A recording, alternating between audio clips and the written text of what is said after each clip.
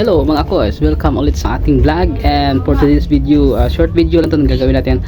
Gagawa lang tayo ng recipe na bagay sa panahon natin ngayon, since napakainit sa labas pati din sa loob ng ating bahay. Kaya ngayon tuturuan ko kayo paano gumawa ng isang recipe na bagay sa mainit na panahon.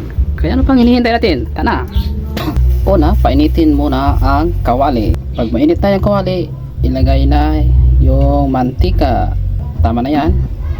So mga koys, pag mainit na yung mantika, sunod na ilagay siyempre yung main ingredients ng ating recipe, which is ice.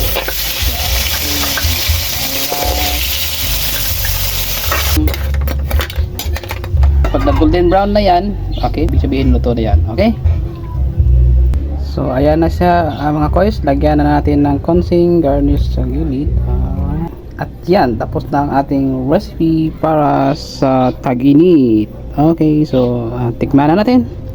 Okay, so mga koys, for the moment of truth, titikman na natin yung luto natin kung sarap nga ba. Okay, so ayan na siya.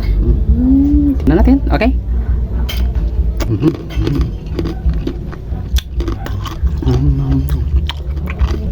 Sarap, okay na okay, tamang tama talaga sa tag-init na panahon. So guys, sana nagustuhan nyo ang recipe natin for today.